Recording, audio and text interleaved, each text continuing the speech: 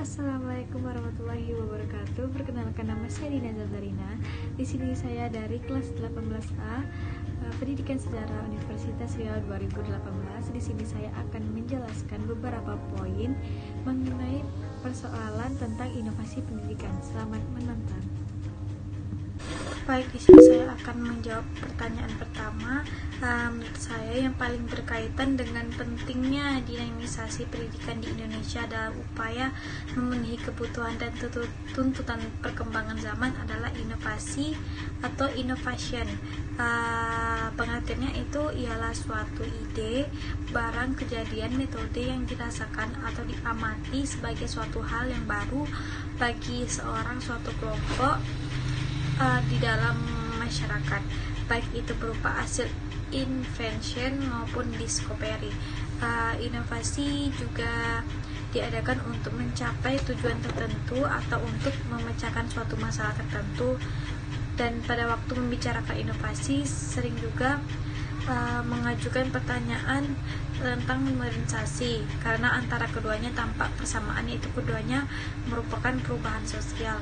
Di sini saya menggunakan teori Beck yang menyatakan modernization is the process by which historically evolved instructions are added to the rapidly changing function that reflect the unprecedented in man's complex primitive control over his environment that accompanied the scientific revolution.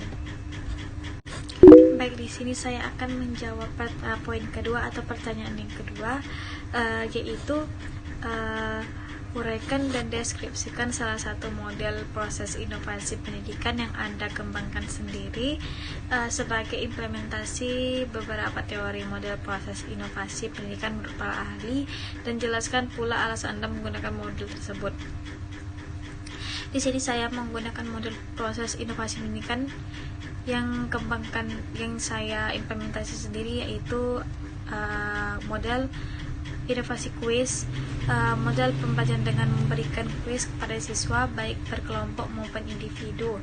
Cara ini sangat baik untuk menumbuhkan semangat bersaing dengan sehat dan juga membuat siswa tidak mudah bosan untuk melakukan proses belajar di dalam kelas. Dengan kita sebagai guru memberikan suatu feedback bagi siswa yang sudah menjawab pertanyaan yang guru berikan. Di sini saya akan menjawab poin ketiga atau pertanyaan yang ketiga, yaitu perubahan dalam dunia pendidikan sekarang ini begitu cepat. Apakah ini merupakan inovasi atau faktor perubahan pemegang kebaikan saja? Jelaskan. Menurut saya berbagai inovasi di atas dilakukan dengan tujuan agar pendidikan dapat berdaya guna dan hasil guna. Akan tetapi dalam pelaksanaan inovasi itu sendiri ada beberapa hal yang harus diperhatikan, yaitu sebagai berikut. Menurut saya yang pertama, inovasi yang dilakukan harus sesuai dengan karakteristik peserta didik sehingga mempunyai implikasi positif bagi kemudahan belajar peserta didik. Yang kedua, yaitu tidak ada satu inovasi pun yang bisa dianggap paling benar sepanjang sebelum dapat dibuktikan efektivitasnya dan efisiensinya terhadap hasil belajar yang diharapkan sesuai dengan kebutuhan peserta didik dalam kurun waktu tertentu. Oleh karena itu, setiap inovasi harus terus dilaksanakan sampai berhasil. Dan yang ketiga, di sini inovasi selalu diwarnai dengan ketidakpastian mengenai efektivitasnya terhadap kualitas pembelajaran. Oleh karena itu, perlu disadari bahwa inovasi yang berhasil di suatu tempat belum tentu berhasil di suatu tempat yang lain. Dan yang keempat itu inovasi dalam pembelajaran dapat dilaksanakan baik pada sektor pendidikan formal, non formal maupun informal, pada segala macam bentuk jalur dan jenjang pendidikan yang berkaitan dengan berbagai kehidupan manusia.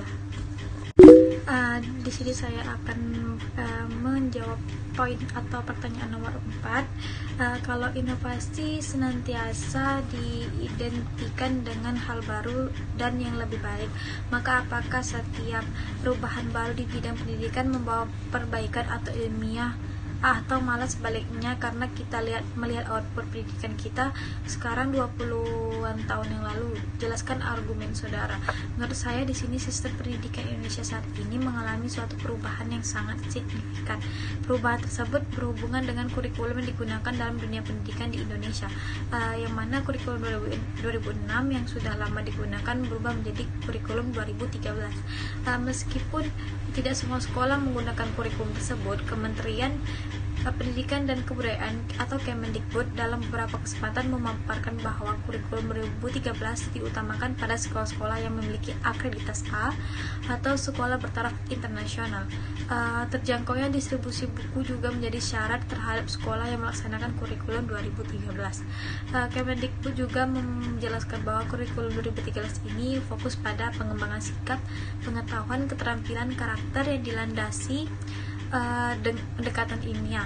Tidak hanya itu, kurikulum 2013 juga ibaratkan kepada hubungan antara proses belajar dengan rasa syukur kepada Tuhan Yang Maha Kuasa kepada manusia yang diberi berkat mengacu pada proses belajar mengajar yang dimulai dengan mengamati, menalar, dan mencoba mencipta. Melalui kurikulum 2013 ini, pemerintah ingin mencetak anak bangsa Indonesia yang produktif, kreatif, inovatif, dan efektif. Di sini saya akan menjelaskan poin yang kelima, yaitu konsekuensi inovasi merupakan perubahan yang terjadi dalam sistem sosial sebagai hasil dari perubahan atau penolakan suatu inovasi. Jelaskan dan berikan contoh yang jelas serta sebutkan konsekuensi baik langsung maupun tidak langsung. Menurut saya, konsekuensi pada inovasi ini adanya perubahan yang sering terjadi pada suatu individu atau sistem sosial untuk menghadapi dan menolak inovasi itu sendiri. Contohnya yakni dalam proses mengajar di dalam kelas, orang guru memberikan pembelajaran di kelas dengan menggunakan model pembelajaran yang sering digunakan di kelas yang sesuai dengan keadaan sekolah. Namun seseorang guru tiba-tiba mengganti suatu model pembelajaran tersebut ke model pembelajaran baru yang tidak atau belum diketahui oleh sekolah tersebut. Konsekuensinya langsung itu pada suatu inovasi mempunyai pengaruh yang sangat besar bagi individu atau sistem sosial. Maka dalam perubahan inovasi itu sendiri harus dilihat terlebih dahulu konsekuensinya. Inovasi yang baru tidak langsung memberikan pengaruh pada perubahan sosial. Di sini saya akan menjawab poin yang ke-6, yaitu coba saudara uraikan dengan baik bagaimana peran inovasi pendidikan dalam peningkatan profesional guru atau pendidik. Guru merupakan suatu profesi yang berarti suatu jabatan yang memerlukan keahlian khusus sebagai guru dan tidak dapat dilakukan oleh sembarangan orang di luar pendidikan. Guru menuntut peran sebagai teladan atau panutan bagi peserta didiknya dalam menjalankan tugas dan profesinya.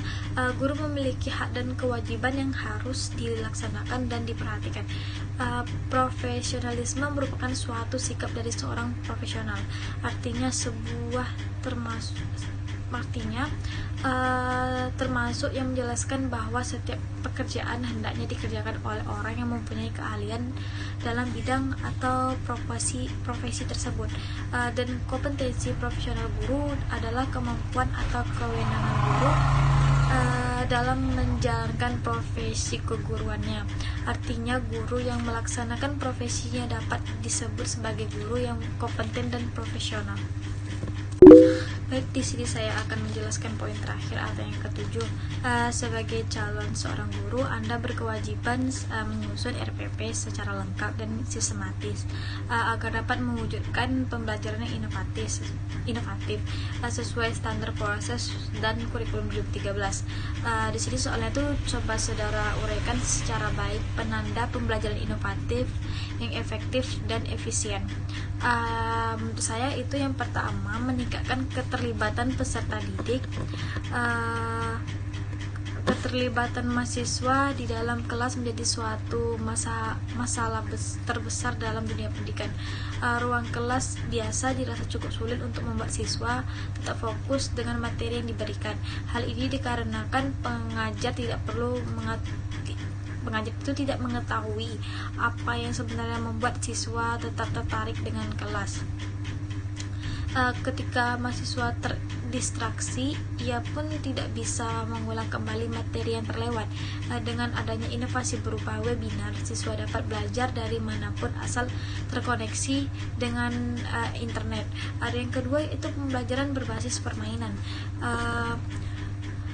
Suatu pendekatan di mana siswa belajar melalui permainan game disebut dengan games atau based atau learning atau game based learning, bisa disingkat dengan GBL, atau pembelajaran berbasis permainan. Materi belajar disampaikan dalam bentuk permainan sehingga menjadi lebih menarik dan menyenangkan. Untuk memotivasi siswa, GBL tidak hanya bermain tapi juga memberi penghargaan agar siswa lebih terpacu untuk belajar. Sedangkan yang tiga itu pembelajaran berbasis komunitas. Fungsi jejaring sosial kini tak melulu soal berkoneksi. Kembali dengan tema lama atau sanak keluarga yang tinggal jauh dari kamu juga bisa menggunakan jejaring sosial untuk masuk ke dalam komunitas belajar. Misalnya kamu sedang belajar bahasa Inggris, maka masuklah ke komunitas atau grup belajar bahasa Inggris dalam jejaring sosial. Dan juga di dalam pembelajaran komunitas ini kamu bisa berbagi tips belajar atau bahkan langsung berlatihan di sana.